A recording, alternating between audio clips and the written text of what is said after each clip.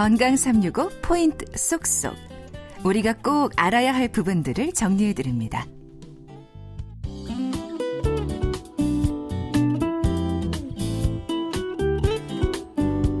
뇌졸중 환자는 해마다 10만 명 이상 새로 발생한다, 이런 통계도 있고, 뇌졸중에 대한 인식 부족이 후유증과 사망률을 높인다, 이런 말도 있습니다. 한림대 동탄성심병원 신경과 장민욱 교수와 함께하고 있는데요. 그렇습니까? 네, 우리나라 인식률이 굉장히 부족해요.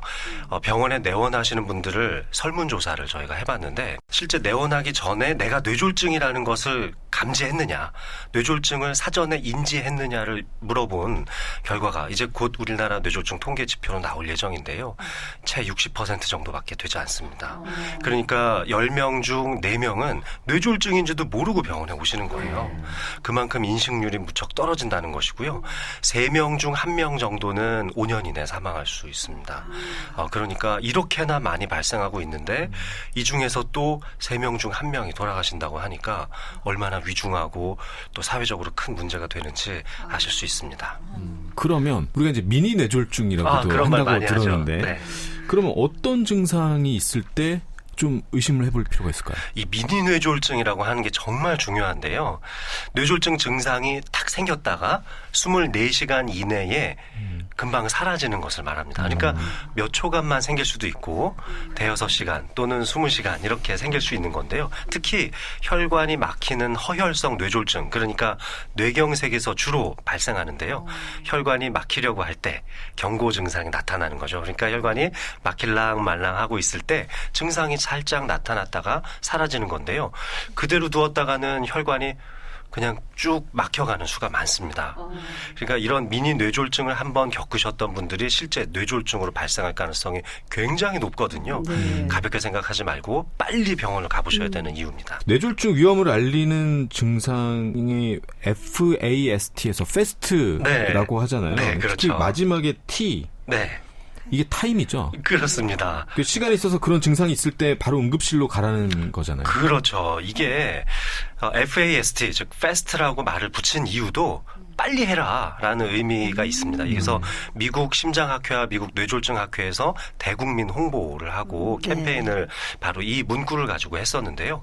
우리나라에서도 비슷한 문구를 가지고 캠페인을 벌이고 있습니다. 이것이 모두 운동신경 증상을 알아보는 의미가 있는 건데요. FAST에서 F는 페이스의 약자입니다. 그러니까 페이스. 얼굴 증상인데요. 안면 비대칭 현상이 일어나는 안면 마비 증상이고요. 거울을 보고 가볍게 이 하면서 입을 옆으로 늘려보면은 이 비대칭 증상을 쉽게 발견할 수 있습니다. 자, 그 다음에 한번 볼까요? FAST의 A는 바로 arm, 즉 팔을 나타내는 건데요.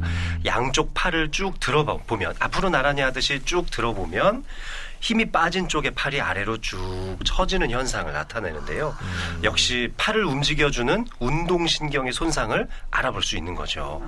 자, 세 번째로 S, 이것은 스피치의 약자인데요. 즉 발음, 언어 능력, 이런 것들을 보는 겁니다. 이거는 혀를 비롯한 입속의 구조물을 움직이게 해주는 운동신경을 보는 의미도 있지만요. 언어 능력을 담당하는 부분이 바로 왼쪽 전두엽의 아래쪽 부분이고, 그 다음에 측두엽의 좀 위쪽 부분에 해당하는 부분이거든요. 바로 여기가 언어 능력을 담당하는데, 이쪽 지역에 손상이 있어도 실제로 말을 잘 못 알아듣거나 말을 잘 못하게 되는 실어증 증상이 나타나거든요.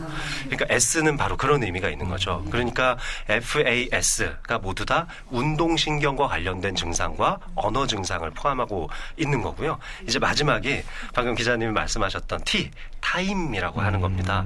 즉 앞에 말씀드렸던 이 세 가지 증상들이 생겼다면 지체할 거 없이 빨리 응급실로 가라는 강조의 의미가 담겨 있는 겁니다. 자, 뇌졸중이라고 하면요, 이게 갑자기 이제 쓰러진 후에 되도록 빨리 병원에 가라, 이제 이것만 우리가 중요하게 생각을 하는데, 네.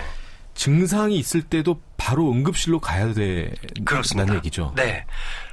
보통 아침 일어나서 샤워하고 나면 혈압이 이제 쭉 왔다 갔다 하는데요. 이때 뇌졸중 증상이 생겨서 좀 이상한가 하고 의심을 하고 있다가 이따가 저녁 때 애들을 퇴근하면 그때 애들한테 얘기해보고 병원 가봐야지 하고 7, 8시간을 방치하시는 분들이 많아요.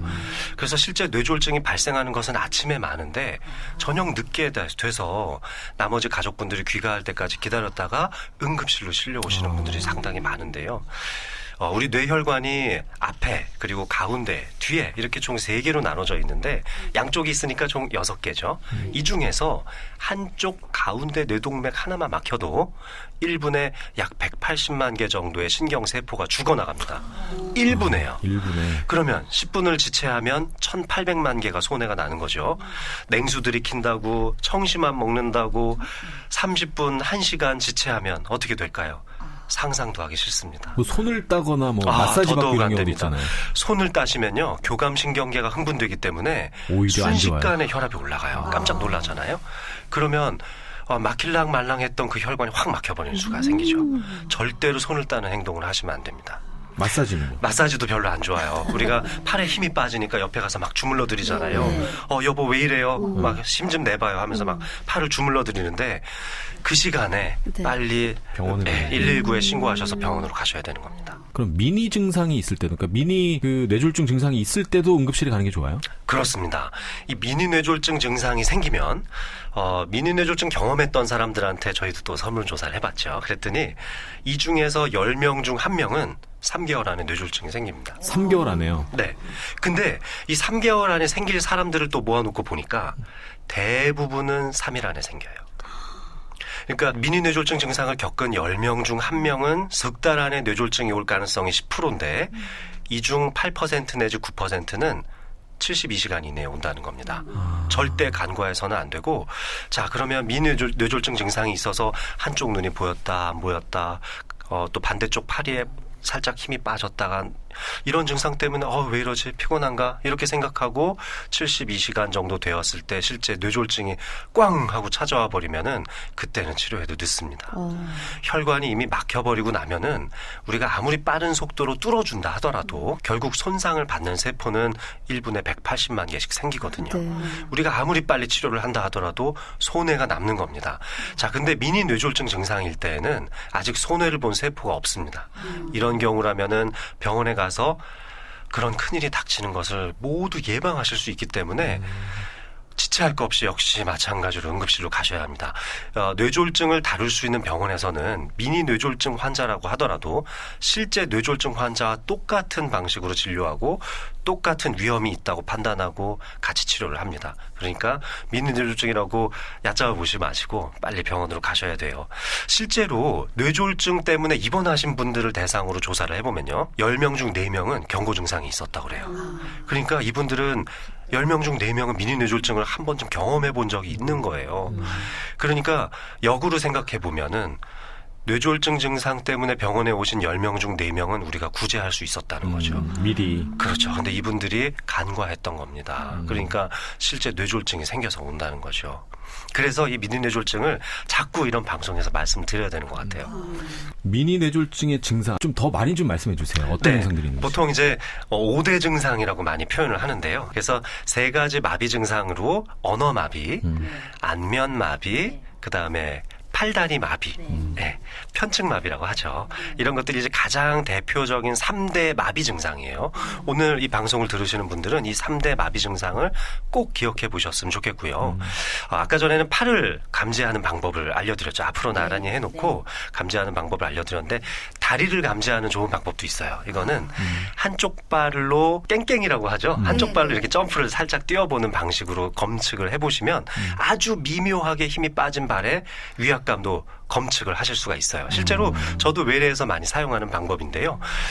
한쪽 발로는 점프가 잘 안 된다면은 그쪽 발에 힘이 빠진 겁니다. 그리고 힘이 많이 빠지신 분들은 금방 알죠. 다리가 질질 끌게 되고 절게 되니까요. 그런데 아주 미약하게 빠졌을 때는 사실 잘 모르거든요. 그럴 때 살짝 점프를 해보시면은 쉽게 알 수가 있죠. 자, 제가 한 가지 더 말씀을 드리면 생전 한 번도 경험해보지 못한 극심한 두통이라면 뇌출혈을 의심할 수 있습니다.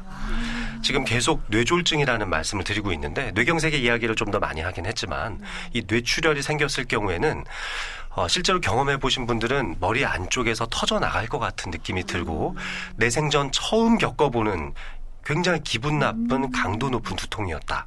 이렇게 표현들을 많이 합니다. 물론 심하게 뇌출혈이 생겨서 지주막하 출혈 같은 것들은 한 번에 의식이 소실되기도 하기 때문에 그런 경우라면 금방 눈치를 채겠죠. 근데 아주 미묘하게 아프지만 강도가 꽤 높고 한 번도 경험해보지 못한 두통이라면 반드시 병원에 가셔서 CT 또는 MRI를 찍어서 뇌출혈 발생 유무를 살펴보셔야 하고요.